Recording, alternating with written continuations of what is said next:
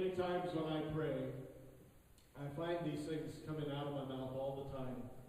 One of them is, deliver us from evil. Deliver us from evil.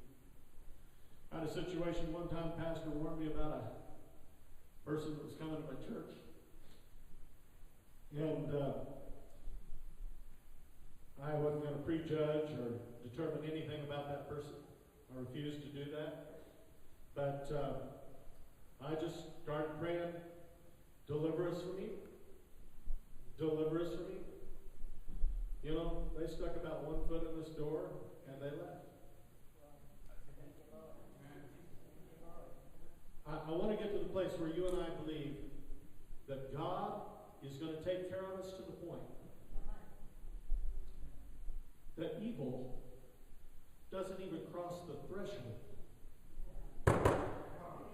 That evil doesn't even cross the threshold of your house. Come on now.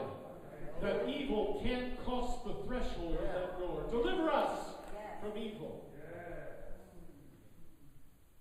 It's another verse I plead it all the time. You hear me do it. I plead this verse like none other. I sought the Lord, and He heard me, and He delivered me from all my fears. That's a verse you can live with.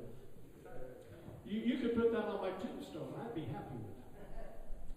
I said, I sought the Lord.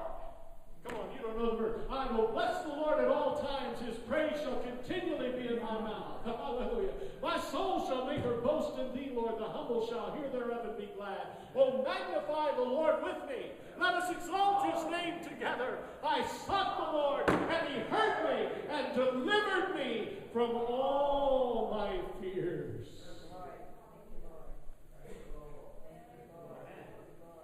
Makes you want to sing the song for the devil. Na, na, na, na, na.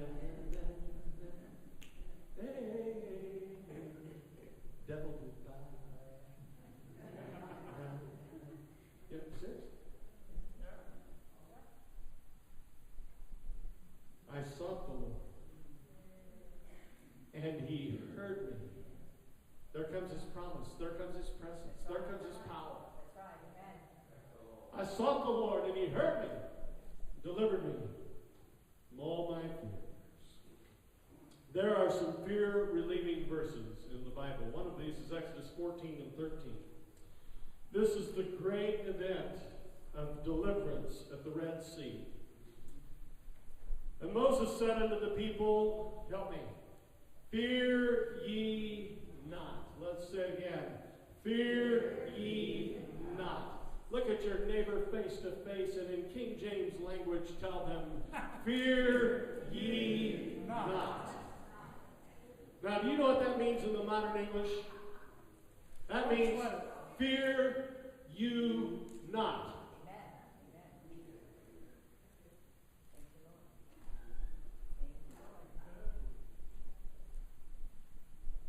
Stand still.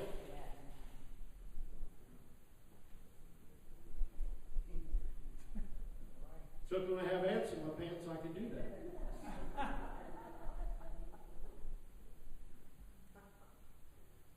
Stand still. That's right. Fear ye not. Stand still. And I know we walk by faith but not by sight, but in this verse, Moses gave the instruction, and see. Hallelujah. Fear ye not, stand still and see the salvation of the Lord, which he will show you today. For the Egyptians whom you have seen today, you will see them again no more forever. Amen. That kind of relieves my fears. And you know what God did to the Egyptians in this story? He caused the tormentors, the Egyptians, to be tormented. God wasn't satisfied just to drown them in the Red Sea. Before he drowned them in the Red Sea, he started messing with them with a pillar of fire and a cloud of his glory. And then he wasn't satisfied with just that. He started messing with their chariot wheels. That's right. All of a sudden, everybody was getting flat tires. That's right. That's right. And he put dread and fear into the heart of the Egyptians. Come on now. All the while, his promise to Moses and to the people of God was, you fear not, stand still, see the salvation of the Lord. And by the way, those Egyptians that you've seen today, you're not going to see them anymore forever. That causes my fears to be relieved, to know that God is for me and against spiritual enemies. God is against spiritual enemies. He is for us. My fears are relieved. Next, Deuteronomy chapter 31 and verse 6. The great fear reliever is his presence. He has promised that he is with us. Deuteronomy 31 and 6, be strong and of a what kind of courage? What kind of courage? Good courage. Fear not, nor be afraid of them, for the Lord thy God, he it is that doth go with thee.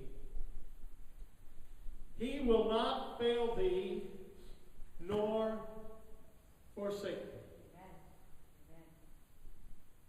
Hey, times they are changing. There's going to be a transition from Moses to Joshua. Transition's a tough thing. I was speaking to a lady this morning about transition.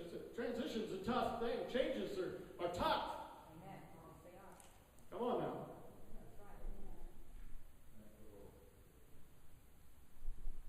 To go from Moses, who's led you all this way, the only leader you've known, and now going to transition to Joshua. What on earth will we do? We'll recognize this truth. Same God. Same God. I said it's the same God. Hallelujah. I was thinking about Clayton Covington or Benjamin Hawkins standing right up here. I was thinking about that in Sunday school today. Maybe one of those guys will pastor this church next. And I'll be the old dude back here somewhere, sitting in the corner, saying, amen, preach it. That's right. I like that.